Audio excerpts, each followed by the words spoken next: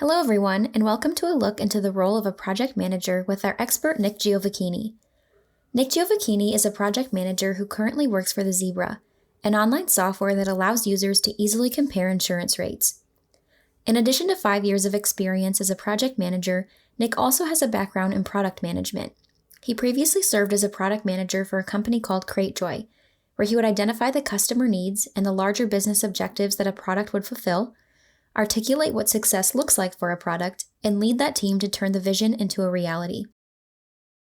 In his current role as a project manager with the Zebra, Nick typically leads teams of 1 to 5 designers and 4 to 8 developers, depending on the size of a project. Most recently, Nick managed a team responsible for building a more robust and advanced mobile website for their customers. He worked with his team to analyze how users were currently using the website, the challenge they faced while accessing the site, and goals and objectives for how the website could be redesigned. While Nick has not worked with instructional design teams before, he and I were able to draw several comparisons between the work that he does and the work a PM of instructional design might do. Nick used the 5 process groups: initiate, plan, execute, monitor, and close to describe what a typical project looks like for him. He was also sure to note that there is a significant amount of work to do before a project is initiated, including determining the approach that will be used to manage the project, understanding stakeholder expectations and their role, identifying potential risks, and creating a plan for addressing these risks and any performance issues. In an instructional design setting, this might also look like identifying the instructional design model, approach, and relevant learning theories that will guide the project. In the initiation phase, Nick emphasized the importance of holding a kickoff meeting with any designers, technical writers, developers, and other stakeholders that will be involved in the process, to define clear roles, deadlines, and communication processes. At this meeting, Nick will also have their project management software set up so he can better describe the workflow to the team. When it comes to the planning phase, Nick shared that he creates a work breakdown structure, similar to what our teams created for the Scott Allen case. From there, he will create a milestone chart to give the team concrete dates that work should be completed by. In both monitoring and closing stages, Nick shared that while he uses applications like Trello or Confluence to organize the project for an entire team, he also likes to set up a separate board to organize all of his personal tasks as a project manager. This keeps him accountable for keeping the project on course, communicating with teams regularly, and signing off on work that is completed. Finally, we discussed similarities between the typical projects Nick manages and instructional design projects. We both agreed that regular testing and evaluation is essential in the monitoring phase. For a project to be truly successful, it has to meet the needs for which it was designed. Do completed deliverables meet project objectives? Are e-learning courses aligned with learner needs? Do instructional materials function as intended? No matter the project, instructional design or not, frequent evaluation will help answer these questions and will keep the project on track. When describing his personal approach to project management, Nick expressed that his goal is to lead with influence rather than authority. As a project manager, he works hard at the beginning of a project to explain the importance of the work they'll be doing, how it will benefit users, and the significance of each person's role. As team members begin to understand their essential part in the project, there tends to be greater motivation and buy-in. Whenever he feels strongly about a topic of discussion or decision that needs to be made, he uses data and past experience to influence effective decision-making, rather than having the final say and giving the impression that the decisions were made arbitrarily. Using influence rather than authority, Nick also expressed the importance of involving all team members early on in the project and soliciting their input whenever possible. He wants to demonstrate that rather than being an authority figure in the project, he is a collaborator and a thought partner. As I reflect on Nick's personal approach to project management, I'm reminded of the importance of using influence to manage stakeholder expectations as well.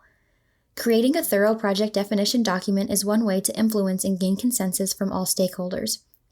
Hareen 2017 explains that walking through a draft of the project definition document with the stakeholders can get consensus faster rather than starting with a blank slate. A draft will help to facilitate meaningful discussion and allow for project refinement. Using knowledge from past projects and any data a PM has, like Nick mentioned, would also be a strong way to create the project definition document. To keep a project on track, Nick explained that communication and over-communication is the best strategy. He provided several examples to explain his thinking. When communicating what is in the project scope, also specifically communicate any related work that is out of scope. As changes are made to the project, be sure to share those changes as soon as possible with anyone who will be impacted. At each team meeting, come with an agenda prepared and save any additional points of discussion for the end of the meeting.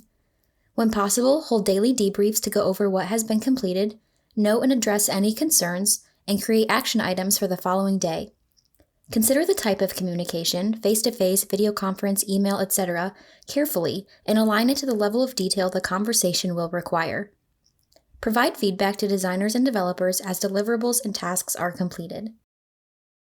Nick shared that it's important to be familiar with a number of project management tools, as different companies may require the use of a specific one. He shared that the tools he uses most frequently to organize a project are Trello, Confluence, and Jira. He also suggested Slack as a communication tool, because it can be used across devices and allows for more focused conversations. When it comes to developing PM skills, Nick shared that he learned a lot through trial and error, personal research and reading, and building allies with other project managers. Other than a few small-scale projects he'd worked on in his undergrad program, Nick had very little PM experience when he first started at the Zebra. This forced him to do a lot of learning along the way and research of his own. This reminded me that as an instructional design student, I will enter the field with only a small amount of experience myself. It will be important to continue growing in the profession and to continually view myself as a student of instructional design, and even project management when my degree is completed. Nick offered helpful advice to build connections with other professionals in the field to learn from their experience and to seek advice and mentorship. The first lesson learned that Nick touched on was the importance of defending project timelines. Even small additions or changes to a project can alter the entire workflow and make it difficult to meet deadlines. While it can be challenging to say no to a client, it's important to carefully monitor and defend the project goals as possible. Often, this means holding firm to deadlines or requesting more time and compensation for a project if additions are to be made. Second, he cautioned new project managers not to rely on the project management tool to do the work for you. Nick has noticed a tendency in himself and others to prioritize the project management tool rather than the outcome of the tool. While having an organized Trello board is important, it is not as essential as the many other roles and responsibilities that a PM has. While Nick has not worked specifically on an ID project, he did provide advice that is helpful across settings. First, Nick expressed the importance of learning how to estimate time, resources, and cost. He shared that reading up on estimation strategies will be critical, and not to shy away from asking for help when needed. In addition to and alongside this advice, Nick shared that it's important that a PM is able to explain how they made these estimations to stakeholders. This keeps everyone on the same page and can minimize the number of extra requests a stakeholder makes.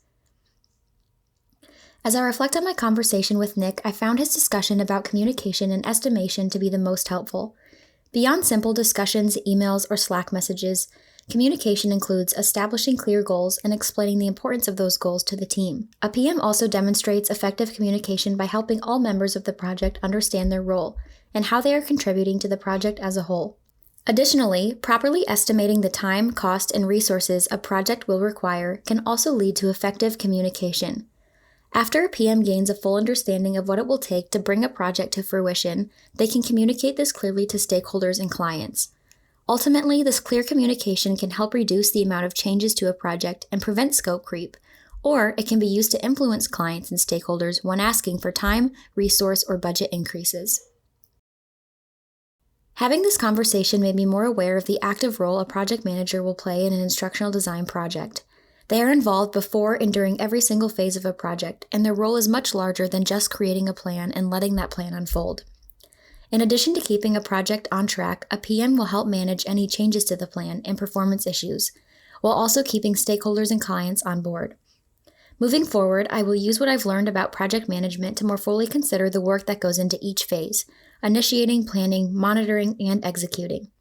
My next steps will include familiarizing myself with estimation and problem-solving strategies, and connecting with those who have more experience in the field who can serve as a mentor and thought partner. I'm thankful for what I've learned from Nick, and I'm looking forward to putting this knowledge into practice.